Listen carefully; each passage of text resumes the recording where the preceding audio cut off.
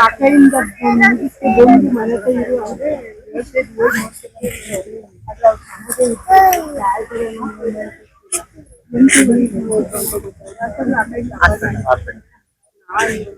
ಸಾಕಿ ಬಂದ ಯಾವ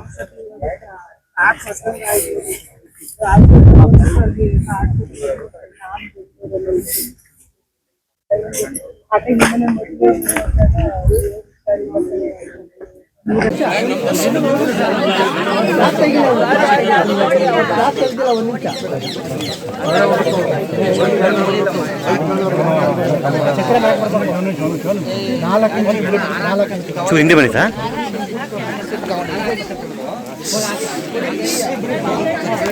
ಸರ್ ನೀವು ಒಂಚೂರು ಹಿಂದೆ ಬಂದು ಮಾಡ್ತೀವಿ ಕಾಣಂಗೆ ಮಾಡ್ತೀವಿ ಸರ್ ಕಾಣಂಗೆ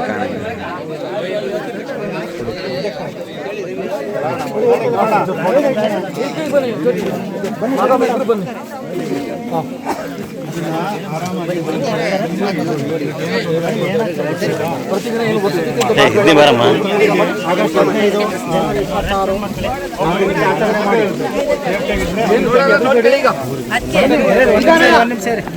ದುಡ್ಬೇಡಿ ನಿಧಾನ ನೋಡಿ ಬಿಡ್ಬೇಡಿ ಅದು ಹಂಗೆ ಇರಲಿ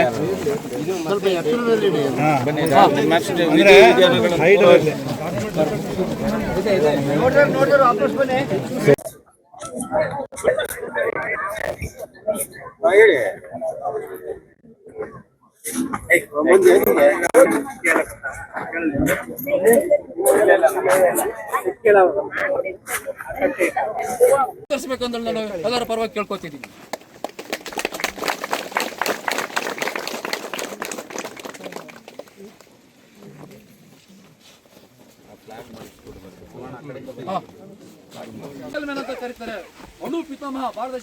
ರಂಗಸ್ವಾಮಿ ಅಂತಕ್ಕಂಥ ನಿವೃತ್ತ ಯೋಧ ಅಂದರೆ 2003 ಜಮೀನ ಕುಪ್ಪವಾಡ ಅಂತಕ್ಕಂಥ ಜಾಗದಲ್ಲಿ ಜಿಲ್ಲೆಯಲ್ಲಿ ಬ್ಯಾಂಕಿನ ಮೇಲೆ ಉಗ್ರಗಾಮಿಗಳು ಅಟ್ಯಾಕ್ ಮಾಡಿದಂಥ ಸಂದರ್ಭದಲ್ಲಿ ಅವರ ವಿರುದ್ಧ ಹೋರಾಟವನ್ನು ಮಾಡಿ ಎಲ್ಲ ಉಗ್ರಗಾಮಿಗಳನ್ನು ಕೂಡ ಸದೆ ಬಡದಂಥ ಸಂದರ್ಭದಲ್ಲಿ ಇವರ ಹೊಟ್ಟೆಗೆ ಸುಮಾರು 9 ಗುಂಡುಗಳು ತಗಲಿರ್ತವೆ. ಆ 9 ಗುಂಡುಗಳು ತಗಲಿದ್ರು ಕೂಡ ವೀರ ಹೋರಾಟವನ್ನು ಮಾಡಿ ಕೊನೆಗೆ ಆ ಗುಂಡನ್ನು ಹೊರಗಡೆ ತೆಗಿತಕ್ಕಂಥ ಕೆಲಸವನ್ನು ಮಾಡ್ತಾರೆ.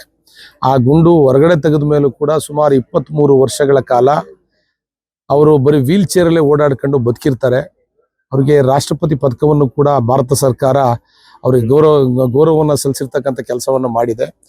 ಅವರು ಇವತ್ತು ಸಾವಿಗೀಡಾಗಿರ್ತಕ್ಕಂಥದ್ದು ನಮ್ಗೆಲ್ಲರಿಗೂ ಕೂಡ ಒಂದು ರೀತಿ ಭರಿಸಲಾಗದ ನಷ್ಟ ಅಂತೇಳಿ ಈ ಸಂದರ್ಭದಲ್ಲಿ ನಾವಾದರೂ ಕೂಡ ಭಾವಿಸ್ತೀವಿ. ಈ ದೇಶಕ್ಕೆ ಅವ್ರದ್ದೇ ಆದಂಥ ಸೇವೆಯನ್ನು ಸಲ್ಲಿಸಿರ್ತಕ್ಕಂಥ ಈ ಸಂದರ್ಭದಲ್ಲಿ ಅವರಿಗೆ, ಅವರ ಕುಟುಂಬಕ್ಕೆ, ಅವರ ನಂಬಿರ್ತಕ್ಕಂಥ ಪರಿವಾರಕ್ಕೆ ದುಃಖವನ್ನು ತಡ್ಕೊಳ್ತಕ್ಕಂಥ ಶಕ್ತಿಯನ್ನು ಕೊಡಲಿ, ಅವ್ರ ಆತ್ಮಕ್ಕೆ ಶಾಂತಿ ಸಿಗಲಿ ಅಂತ ಹೇಳಿ ನಾನಾದರೂ ಕೂಡ ಈ ಕ್ಷೇತ್ರದ ಜನತೆ ವತಿಯಿಂದ ನಾನಾದರೂ ಕೂಡ ಭಾವಿಸ್ತೇನೆ. ಏನು ದೇಶಕ್ಕೋಸ್ಕರ ವೀರ ಮರಣವನ್ನು ಅಪ್ಪಿರ್ತಕ್ಕಂಥ ಸೈನಿಕರಿಗೆ ಗೌರವ ಕೊಡಬೇಕಾಗಿರ್ತಕ್ಕಂಥದ್ದು ನಮ್ಮೆಲ್ಲರ ಕರ್ತವ್ಯ ಇದೆ, ನಮ್ಮೆಲ್ಲರ ಜವಾಬ್ದಾರಿ ಇದೆ ಅಂತೇಳಿ ಈ ಸಂದರ್ಭದಲ್ಲಿ ಹೇಳಿದ ಮತ್ತೊಮ್ಮೆ ಅವರ ಕುಟುಂಬಕ್ಕೆ ಆ ದುಃಖವನ್ನು ಪಡ್ಕೊಳ್ತಕ್ಕಂಥ ಶಕ್ತಿಯನ್ನ ಭಗವಂತ ಕರುಣಿಸ್ಲಿ ಅಂತೇಳಿ ಪ್ರಾರ್ಥನೆಯನ್ನ ಮಾಡ್ತೇನೆ. ಡ್ಯೂಟಿ ಮಾಡ್ತಾ ಇದ್ರು, ನಾನು ಅವ್ರ ತಂಗಿ, ರಂಗಸ್ವಾಮಿ ತಂಗಿ. ಅವರು ಜಮ್ಮು ಕಾಶ್ಮೀರದಲ್ಲಿ ಡ್ಯೂಟಿ ಮಾಡ್ಬೇಕಾದ್ರೆ 9 ಬುಲೆಟ್ ಇಂಜುರಿ ಆಯ್ತು. ಇಂಜುರಿ ಆದ್ಮೇಲೆ ಅವರು ಆ ಕಡೆಯಿಂದ ಬುಲೆಟ್ ಇದಾದಾಗ ಮಾಡಿದಾಗ ಮತ್ತೆ ಅವರು ಬಾಂಬ್ನ ಎಸ್ದಾಗ ಮತ್ತೆ ಅವ್ರು ರಿವರ್ಸ್ ಎಸ್ತು ಅವರಿಗೆ ಉಗ್ರವಾದಿನ ಬುಲೆಟ್ ಮಾಡಿ ಸಾಯಿಸಿದ್ರಿಂದ ಮತ್ತೆ ಅವರು ಡ್ಯೂಟಿ ಮಾಡಿ ಮುಗ್ದ ಮೇಲೂ ಈ ತರ ಆದ್ಮೇಲೂ ಮತ್ತೆ 5 ವರ್ಷ 6 ವರ್ಷ ಮತ್ತೆ ಡ್ಯೂಟಿ ಸರ್ವಿಸ್ ಮಾಡಿದ್ರು. 8 ವರ್ಷ ಹಾಸ್ಪಿಟಲ್ ಅಲ್ಲಿ ಇದ್ದು ಬಂದು ಮತ್ತೆ ಸರ್ವಿಸ್ ಮಾಡಿ ಮತ್ತೆ ಸರ್ವಿಸ್ ಮುಗಿಸಿ ರಿಟೈಲ್ ತಗೊಂಡಿರೋದವ್ರು. ರಿಟೈಲ್ ತಗೊಂಡ್ ಬಂದಿರೋದು ಮೆಡಿಕಲ್ ಮೇಲೆ ಬಂದ್ರು ಇದ್ರಲ್ಲಿ ಗ್ರೂಪ್ ಸೆಂಟರ್ ಅಲ್ಲಿ ಅವರು ಮಾಡಿದ್ದಾರೆ. ಅವ್ರು ಯಾವ್ದಕ್ಕೂ ಕುಗ್ಲಿಲ್ಲ. ಮತ್ತೆ ಬಂದು ಇಲ್ಲೂ ಅವರು ಮನೆಯಲ್ಲಿ ಕೂತು ವ್ಯವಸಾಯ ಮಾಡಿದ್ರು. ವ್ಯವಸಾಯ ಮಾಡಿ ಒಂದ್ ದಿವಸ ಮನೇಲಿ ಇರ್ಲಿಲ್ಲ, ಒಂದ್ ವೀಲ್ ಚೇರ್ ಅಲ್ಲಿ ಕೂತು ವ್ಯವಸಾಯ ಮಾಡಿದ್ದಾರೆ. ಎಲ್ಲಾ ಕಡೆ ಒಂದು ರಾಷ್ಟ್ರಪತಿ ಮೆಡಲ್ನ ತಗೊಂಡಿದ್ದಾರೆ, ಮತ್ತೆ ಇದು ಡಾಕ್ಟರೇಟ್ ತಗೊಂಡಿದ್ದಾರೆ. ಪ್ರತಿಮೆ ನನ್ನ ಅಣ್ಣ ಅಂತ ಹೇಳಕ್ಕೆ ಒಂದು ಹೆಮ್ಮೆ. ಅದ್ರಲ್ಲಿ ಇಂಥ ಹೆಣ್ಮಕ್ಳು ಸಿಕ್ಕಿದ್ದ ನಮಗೆ ಇನ್ನೂ ಹೆಮ್ಮೆ. ತುಂಬಾ ನೋವಾಗುತ್ತೆ ಸರ್. ಅಂತ ನನ್ನ ಜೀವವಾಗಿರೋದೇ ನನ್ನ ಅಣ್ಣ. ಅವನೇ ನಮ್ಮನ್ನ ಇಷ್ಟು ವರ್ಷ ಸಾಕಿರೋದು. ನಾನ್ ಬದುಕಿ ಅವ್ರ ಮೇಲೆ ಇದ್ದಿದ್ದು. ಅಂತ ಅನ್ನ ಕಳ್ಕೊಂಡಿರೋದು ಇವತ್ತು. ನಾನು ನನ್ನ ಮಕ್ಕಳು ನಿಂತಿರೋದೇ ಅವ್ರ ಮೇಲೆ. ಆದ್ರೆ ಅಂತನ್ನ ಕಳ್ಕೊಂಡು ಇವತ್ತು ನಾವು ಅನಾಥರಾಗಿದ್ದೀವಿ ಸರ್. ಕೊನೆಯದಾಗಿ ಅವ್ರು ನಮ್ಮ ಜೊತೆ ಸದಾ ಇರ್ಲಿ, ಮತ್ತೆ ಹುಟ್ಟಿ ಬರ್ಲಿ ನಮ್ಮ ಜೊತೆ ನನ್ನ ಅಣ್ಣ ಅಂತ ಅಣ್ಣನ್ ನಾನು ಯಾವತ್ತೂ ಕಳ್ಕೊಳಕಲ್ಲ, ನಾನು ಯಾವತ್ತೂ ಮರೆಯಕ್ ಆಗದೇ ಇಲ್ಲ. ಅದ್ ಮರ್ಸೋ ಶಕ್ತಿ ದೇವ್ರು ಹೆಂಗ್ ಕೊಡ್ತಾನೋ ಗೊತ್ತಿಲ್ಲ ದೇವ್ರು, ಆದ್ರೆ ನನ್ಗ ಮತ್ತೆ ಹುಟ್ಟಿ ಬರ್ಲಿ ನನ್ನ ಅಣ್ಣ. ಹೌದು, ಸಿಕ್ಕಿದ್ದು ನಮ್ ಪುಣ್ಯ, ಅವ್ರ ಪುಣ್ಯ ಅಂತವ್ರಲ್ಲಿ ನನ್ನ ಅಣ್ಣ ತುಂಬಾ ಚೆನ್ನಾಗ್ ಮಾಡ್ದ. ಅಂತ ಅಣ್ಣಕ್ ತಂಗಿ ಆಗ್ಬೇಕಿರೋದು ನಮ್ಮ ಹೆಮ್ಮೆ ಅಂತ ನಾವ್ ಅನ್ಕೋತೀವಿ. ನಮಸ್ಕಾರ, ನನ್ನ ಹೆಸರು ನಾಗೇಶ್ ಅಂತ, ಹಾಸನ ಜಿಲ್ಲಾ ಅರಸೇನಾ ಪಡೆ ಅಧ್ಯಕ್ಷ. ಇವತ್ತು ನಮ್ಮ Rangu Somanna PPMG president police medal in gallantry award ಪಡೆದಿದ್ದಂಥವ್ರು. 9 ಗುಂಡು ತಿಂದು 23 ವರ್ಷ ಬದುಕಿದ್ದಂಥ ಮನುಷ್ಯರು ಇವತ್ತು ದೈವಾಧೀನರಾಗಿದ್ದಾರೆ.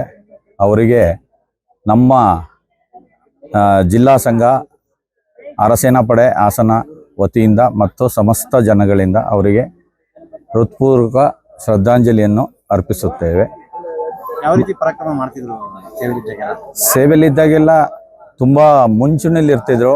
ಆ ಬಾಡಿನೇ ಇತ್ತು, ಆ ಧೈರ್ಯನೇ ಇತ್ತು, ಆ ಧೈರ್ಯನೇ ಅವರಲ್ಲಿತ್ತು, ತುಂಬಾ ಚೆನ್ನಾಗಿತ್ತು. ಆದ್ರೆ ಅವ್ರು ಏಟ್ ಬಿದ್ದಿದ್ರು, ಅವರು ಗ್ರನೇಟ್ ಥ್ರೋ ಇಂದ 2 ಜನನ ಬಲಿ ತಗೊಂಡು ಉಗ್ರವಾದಿಗಳನ್ನ ಅವರು ಆಮೇಲೆ ಕ್ಯಾಜುಯಾಲಿಟಿ ಆಗಿದ್ದು ತುಂಬಾ ದುಃಖಕರ ವಿಷಯ.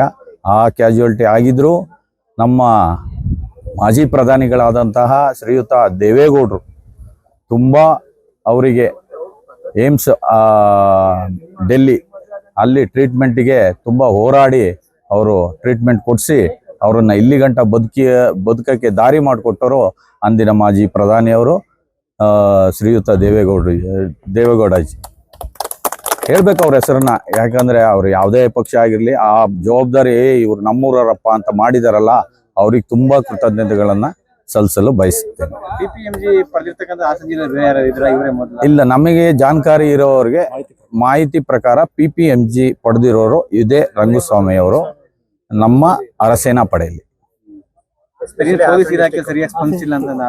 ಪೊಲೀಸ್ ಇಲಾಖೆಯಲ್ಲಿ ಅಂದ್ರೆ PPMG ಪಡೆದವ್ರಿಗೆ ಆಸ್ ಎ ಪ್ರೋಟೋಕಾಲ್ ಅವ್ರಿಗೊಂದು ಗೌರವ ಸೂಚಿಸ್ಬೇಕು.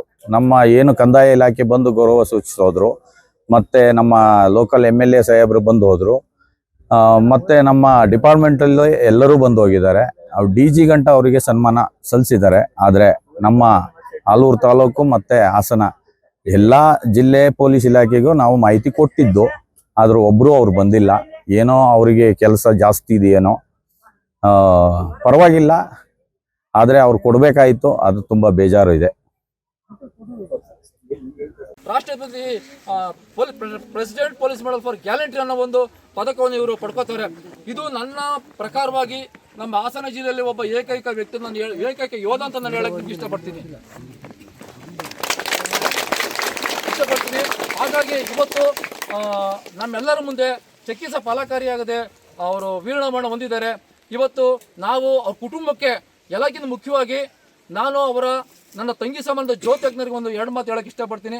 ಅವರು ಪಾಪ ಅವರು ಅಂಥ ಒಂದು ದುರ್ಘಟನೆ 2 ಕಾಲು ಕಳ್ಕೊತಾರೆ, ಸ್ವಾಧೀನ ಕಳ್ಕೊಬಿಡ್ತಾರೆ. ಅಂಥ ಒಂದು ಯೋಧನಿಗೆ ಅವರು ತಮ್ಮ ಜೀವನ ಸಂಗಾತಿಯಿಂದ ಆಯ್ಕೆ ಮಾಡಿಕೊಂಡು ಇಷ್ಟು ದಿನ ಅವರ ಜೀವನ ನಾನು ತಿಳಿದ್ರ ಮಟ್ಟಿಗೆ ಅವ್ರ ಜೀವನದಲ್ಲಿ ಬರೀ ಅವರ ಚಿಕಿತ್ಸೆಗೆ ಅವ್ರ ಜೀವನ ಮುಡುಪಾಗಿಟ್ಟಿದ್ದಾರೆ. ಅಂಥ ಒಂದು ಧೀರ ಮಹಿಳೆ, ಅವ್ರು ಸಾಮಾನ್ಯ ಮಹಿಳೆ ಅಂತ ಹೇಳಕ್ಕೆ ಇಷ್ಟಪಡಲ್ಲ, ಅವ್ರು ಧೀರ ದಿಟ್ಟ ಮಹಿಳೆ. ಅವರೆಲ್ಲರ ಪರವಾಗಿ ನಾನು ನಮ್ಮ ಸಂಘದ ಪರವಾಗಿ, ಕರ್ನಾಟಕದ ಜನತೆ ಪರವಾಗಿ, ಆಲೂರು ತಾಲೂಕಿನ ಜನತೆ ಪರವಾಗಿ, ಹಾಸನ ಜನತೆ ಪರವಾಗಿ ನಾನು ಅವರಿಗೆ